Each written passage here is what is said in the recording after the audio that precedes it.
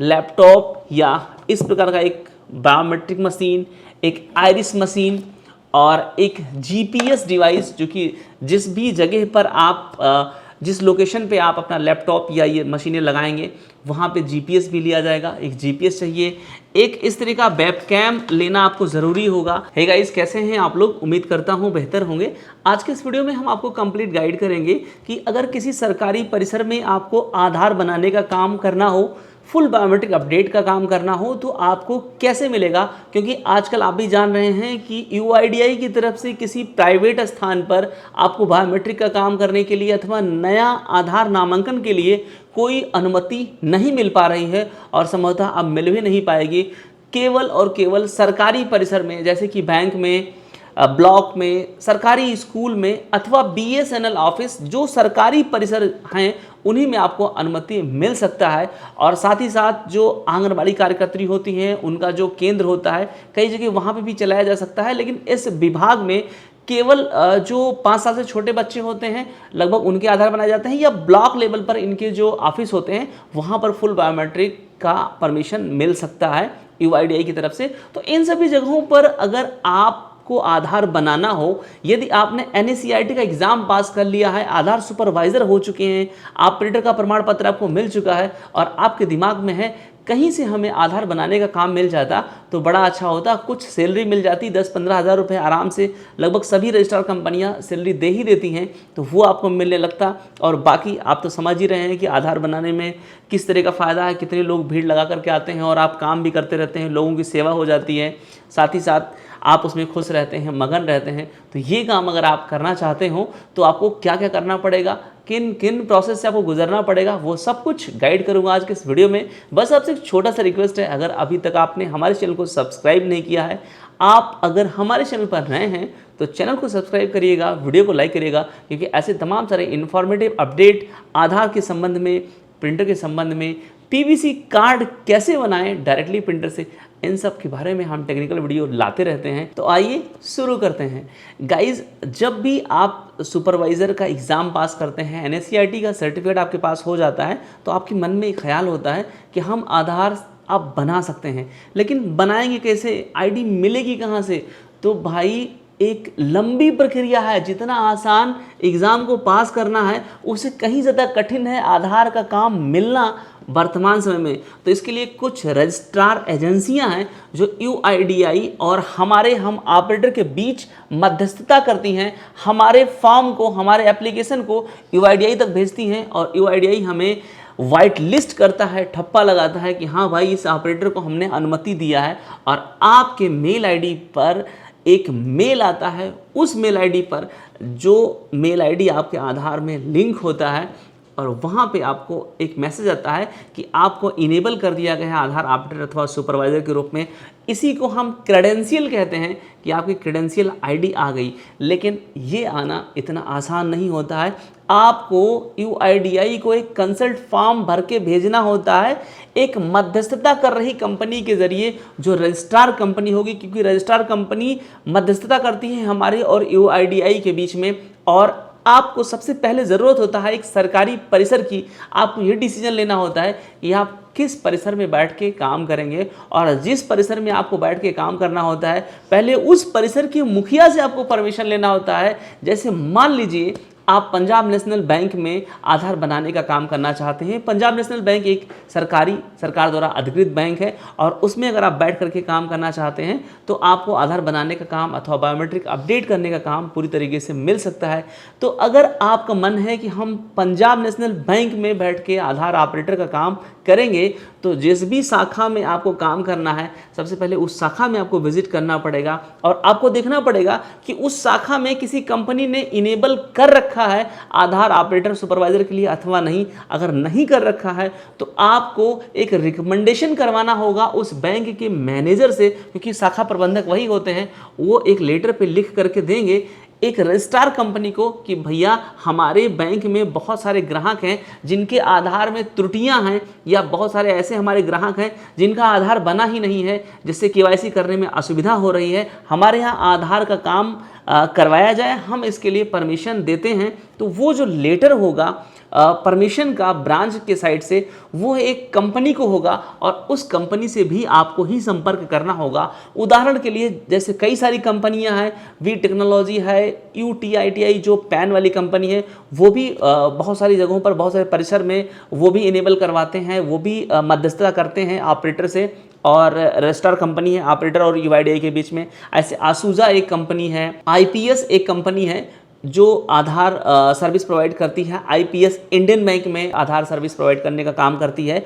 हमारा केंद्र नाम का इनका एक पूरा पोर्टल है, अगर आप चाहें तो हमारा केंद्र सर्च कर सकते हैं या IPS India.in ये भी सर्च कर सकते हैं, यहाँ पे जाके भी आप फॉर्म अप्लाई कर सकते हैं। तो मैं आपको बताना चाह रहा था कि जब आपके शाखा प्रबंधक के द्वारा परमिशन दे दिया जाए तो फिर आप उस कंपनी को अप्रोच करिए जो कंपनी उस बैंक के साथ इनेबल करती हो आधार सर्विस का काम। जैसे मैं अभी उदाहरण के लिए बता रहा था पंजाब नेशनल बैंक। अगर पंजाब नेशनल बैंक में आप चाहते हैं कि आपको काम मिले तो फिर पंजाब नेशनल बैंक में कौन सी कंपनी आधार का काम प्रोवाइड करवाती है, तो आप नेट पे जाके सर्च करेंगे तो आपको पता चलेगा कि आसूजा कंपनी करवाती है। मैं आपको यहाँ पे पोर्टल भी पूरा कंप्लीट दिखा देता हूँ। जैसा कि आप यहाँ पे देख पा रहे हैं, मैंने अपना स्क्रीन आपके साथ शेयर कर दिया है। asuza.com इस साइट पे आप आ जाएंगे, asuza.com इंटर करेंगे और इस साइट पे आप पहुँच जाएंगे। यहाँ पे आप आके देखेंगे कैरियर अप्लाई ऑप्शन आपको मिल जा रहा है, कैरियर आधार। इस पे अगर आप क्लिक करते हैं तो एक पूरा कंप्लीट इनका फॉर्म भर खुल करके आ जा रहा है। प्रोजेक्ट टाइप, कौन कौन से बैंक में किस जगह पर ये आधार का सर्विस प्रोवाइड करते हैं, तो यहाँ पे आपको सबसे ऊपर मिल जाएगा PNB, पंजाब नेशनल बैंक में इनका सर्विस चलता है। BSNL में भी ये काम करवाते हैं। BSNL में भी अगर आप आवेदन करना चाहते हैं तो भी आप आसूजा से संपर्क कर लीजिए। फिर सीट्रॉन इंडिया लिमिटेड भी एक कंपनी है उनका, और आसूजा, इन सब का आपस में संबंध है और ये मिलके भी काम करवाते हैं। MP SCDC ये मध्य प्रदेश के लिए केवल है। अगर आप मध्य प्रदेश से हमारा ये वीडियो देख रहे हैं तो आप यहाँ से आसूजा से आकर के MP SCDC से भी आवेदन कर सकते हैं। लेकिन हम बात कर रहे थे पंजाब नेशनल बैंक की, तो पंजाब नेशनल बैंक यहाँ पे सिलेक्ट करेंगे और फिर पंजाब नेशनल बैंक के अंदर कई सारे बैंक छोटे छोटे हैं जो कि ग्रामीण बैंक हैं। जैसे प्रथमा बैंक हो गया, सर्व यूपी बैंक हो गया, प्रथमा यूपी बैंक हो गया, सर्व हरियाणा ग्रामीण बैंक हो गया। किसी में भी किस ब्रांच में आप आवेदन करना चाहते हैं, या पंजाब नेशनल बैंक के पंजाब नेशनल बैंक का ही ब्रांच है उसमें आप आवेदन करना चाहते हैं तो ये सिलेक्ट कर सकते हैं। और यहाँ से पूरा कंप्लीट डिस्ट्रिक्ट दिख जाएगा आपको। जैसे कि मैं बलरामपुर यूपी का रहने वाला हूँ तो बलरामपुर यूपी यहाँ पे डालूंगा, अपना डेट ऑफ बर्थ डालूंगा।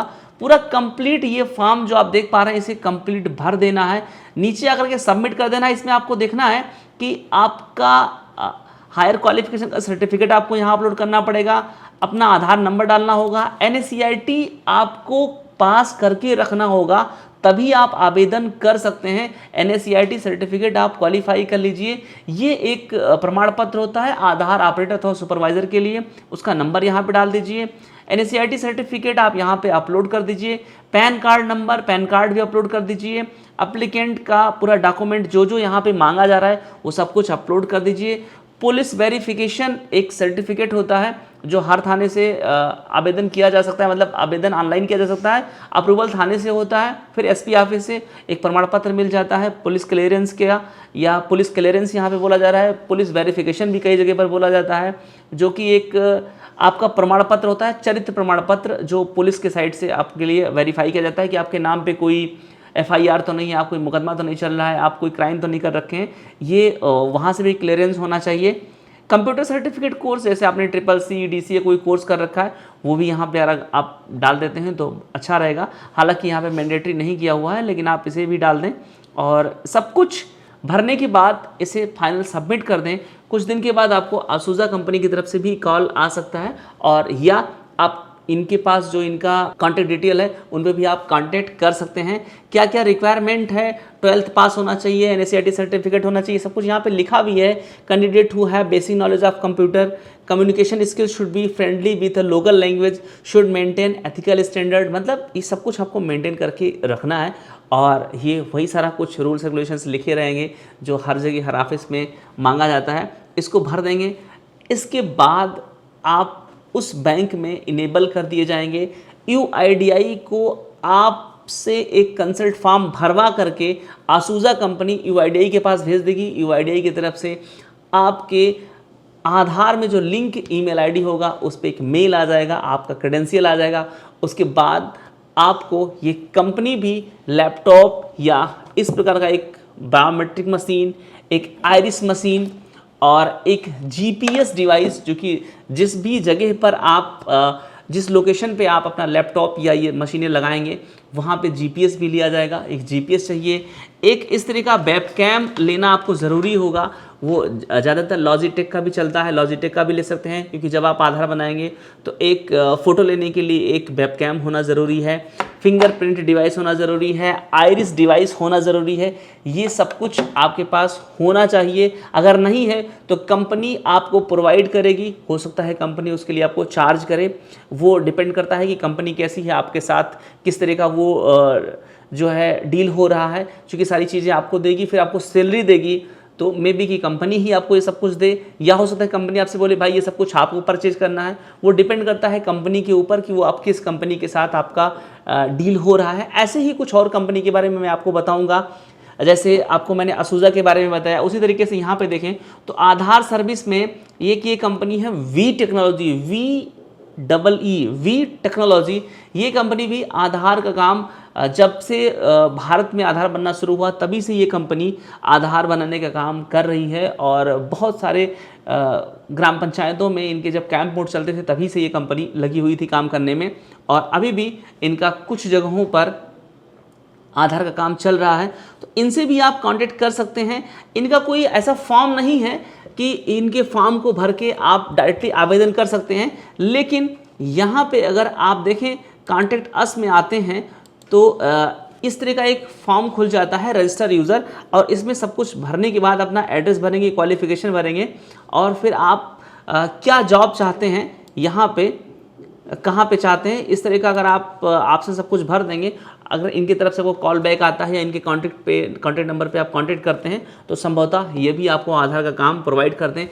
इसी तरीके से IPSindia.in इस वेबसाइट पे जाएं और वहाँ पे भी कैरियर ऑप्शन पे जाएं, आधार सेंटर के लिए आवेदन कर सकते हैं। कितना रिक्वायरमेंट है, कितना पेमेंट लेंगे वो लोग, कितना इन्वेस्टमेंट करना पड़ेगा आपको, कितनी सैलरी देंगे वो आपको, ये सब कुछ IPSindia.in से भी आपको पता चल सकता है। IPSindia.in पे जाएंगे तो वहाँ पे हमारा केंद्र नाम का उन्होंने केंद्र बना रखा है। उस केंद्र की फ्रेंचाइजी आपको देते हैं, या यूँ कहें आपको VLE बनाते हैं, और उसके थ्रू ही वो इंडियन बैंक या बहुत सारे ऐसे बैंक हैं जिनमें सरकारी प्रेमिसेस में, सरकारी परिसर में वो आपको आधार का काम आपके लिए इनेबल कर देते हैं, और वहाँ से भी आप काम कर सकते हैं।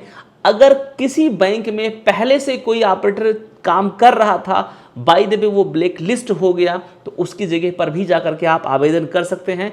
उस समय आपको शाखा प्रबंधक से जाकर के कहना होगा कि सर मैं अभी फ्रेश हूँ, मैं कोई कहीं से ब्लैक लिस्ट नहीं हूँ, मैं काम करना चाहता हूँ आधार का आपके ब्रांच में। और अगर आपको शाखा प्रबंधक अनुमति देते हैं तो वो कंपनी, जो कंपनी उस बैंक में आधार का काम करवा रही थी, उससे आप संपर्क करेंगे, वहाँ पे जल्दी काम आपका हो जाएगा, क्योंकि पहले से ही वो लोकेशन अलॉट है आधार के लिए, और वहाँ पे फटाफट आपका क्रेडेंशियल बन जाएगा और जल्दी ही आपकी मशीन रजिस्टर हो जाएगी और आप आधार का काम करना स्टार्ट कर देंगे। अगर आप ऐसा चाहते हैं कि हमने एग्ज़ाम पास कर लिया NCERT का और अब हम कहीं पे भी आधार बना सकते हैं, तो भाई ऐसा संभव नहीं है। ऐसे में केवल UCL आपको CSC सेंटर पर, कॉमन सर्विस सेंटर जो यूज़र हैं उनको CSC के द्वारा UCL केवल डेमोग्राफिक अपडेट में एड्रेस चेंज करना, पिता अथवा पति का नाम बदलना, आधार में मोबाइल नंबर या ईमेल आईडी लिंक करना,